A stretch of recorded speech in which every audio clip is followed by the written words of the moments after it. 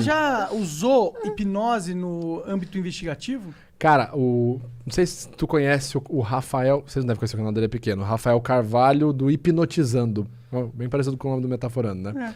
Ele é um professor de hipnose, bem conhecido no meio da hipnose e tal, e ele, segundo ele, eu uso hipnose sem saber. Até porque eu fazia antes de fazer o curso dele, né? E aí, tipo assim, eu vou entrevistar alguém, eu vou interrogar alguém, cara, é basicamente uma indução. Eu vou lá falar com a pessoa, tipo assim, o cara, vamos supor, o cara tá extremamente fechado. A hora que eu começo a conversar com ele, começo a criar um rapport, eu começo a induzir uma emoção nele. Lembra do momento, então, onde você estava nesse dia? Começa a se lembrar. O que acontecia na hora? Tarará, tarará. Cara, se o cara estiver emocionalmente conturbado, ele não tiver com a história muito bem formada, ele começa a expressar a emoção pra mim. Ele pode me entregar até um hotspot, que não é um hot pocket. Né? O que é um hotspot nesse sentido? Tem uma história legal sobre isso também, cara. Conta. Hotspot é um ponto quente. A tradução é isso, ponto quente. Em linguagem corporal, o que é um hotspot? É um ponto emocional associado a algum tema para aquela pessoa. Exemplo. Você fez uma expressão de incompreensão. Vou explicar melhor. O Naldo. O vídeo do Naldo, quando ele foi acusado... Caralho, que escroto conversar com esse cara, né, cara? Cara, você sabe...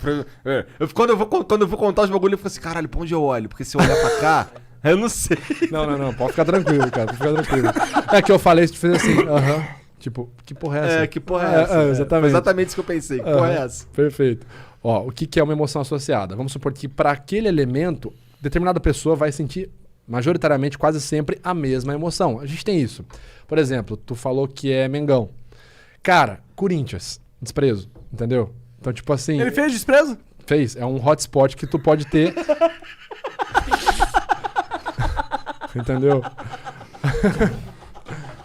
Aí por que o União Flasco não dá tão muito certo? Não, pau no cu do União Flasco, cara. Porra é essa? Aí não existe, não. É Mengão, porra. Cara, mas então, a pessoa vai ter uma determinada emoção associada a um ponto, por isso que chama hotspot. É um ponto quente para aquela pessoa, ela tem a emoção dela, todo mundo tem um filme favorito, uma música favorita, uma banda favorita, e o cara vai sentir a emoção de felicidade quando ele pensar naquilo, quando ele ter acesso àquilo, quando ele falar sobre aquilo. Isso é um hotspot. O vídeo do Naldo.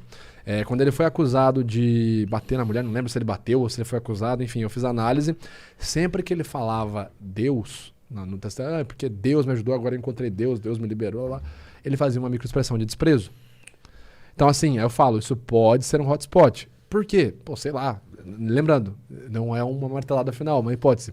De repente, o assessor dele falou, fala que Deus te ajudou ali, pô, vai ficar legal. De repente, o cara foi para... Tô tendo que falar isso. Então, gente, agora que encontrei Deus, então... Deus.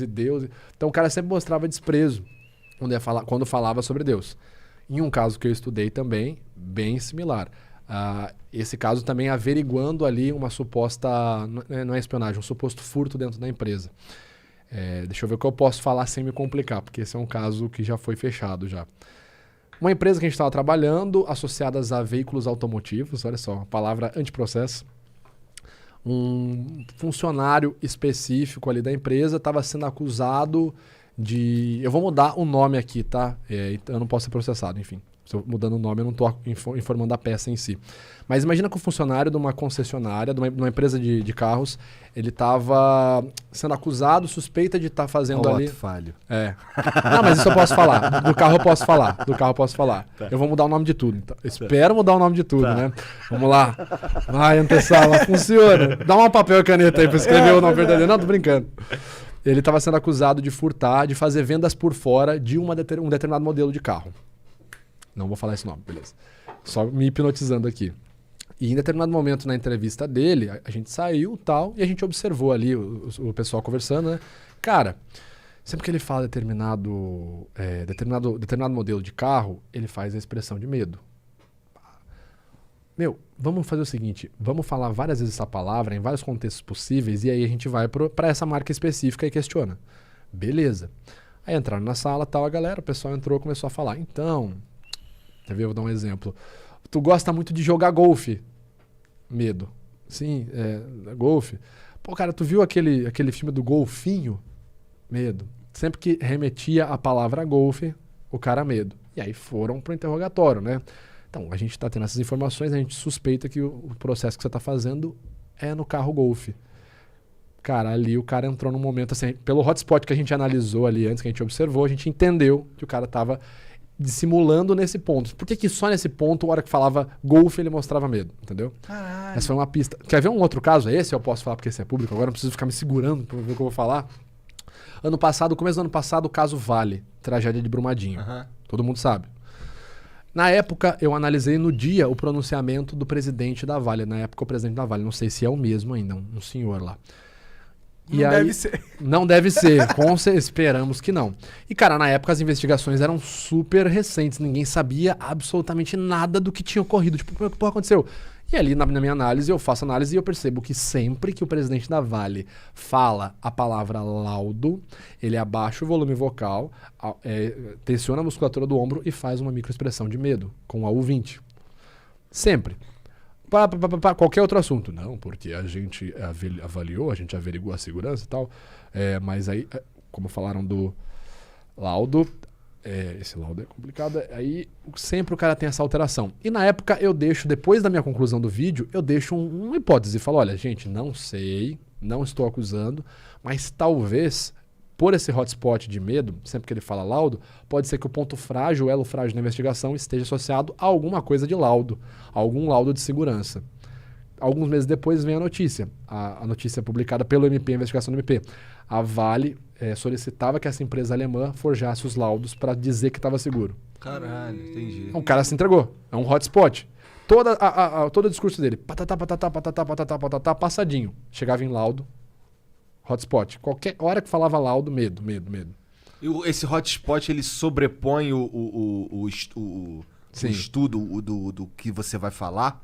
Sobrepõe Sobrepõe a decorada. A decoreba, sim, ele sim. sobrepõe a decoreba? Pode ocorrer sim. Numa situação de pressão. Por exemplo, essa. Cara, tu O é cara responsável. estudou, ele passou aquele texto ali várias vezes, mas o ele hotspot- tava tava na com o texto na mídia, mão, tava com o texto na mão. milhões de pessoas vendo ele falar. Cara, e a galera não é vendo, a galera aqui, ó. Cara, as perguntas dos jornalistas eram tipo... Claro, é a situação. Você não vai falar, senhor presidente, com calma, não vou ficar bravo, hein? Cara, o senhor não disse que a empresa... Como que funcionava o laudo? Medo. Então, quando chegava nessa pauta, laudo da empresa alemã, medo. Entendi. E eu deixei a hipótese, e algum tempo depois veio a confirmação. Não que eu me gabe, nossa, que legal tal. Mas é pra entender essa correlação. Isso é um hotspot, né? E é uma realidade. A gente tem emoções específicas para pontos específicos. Por isso que eu falo, cara, não dá pra ler mente. Qualquer cara que fale Letícia. pra você... Letícia? Amor. Nossa, cara. O cara tá querendo me pegar na história da... O cara tá querendo Tem que pegar aqui na surpresa, O cara quer me pô. pegar na história da cueca, que eu tô treinado, meu filho. Uma moça sem calcinha não me fez perder as estribeiras, não sei o que vai fazer, seu barbudão. Essa ninguém esperava, vai lá tudo. Porra. Mas falei, cadê? Mas eu li a microexpressão de amor nos seus olhos, brilharam. É verdade genuína. Você projetou o corpo. Tentou salvar, boa. Ajudou. Cara, até esqueci o que eu tava falando. O que eu tava falando?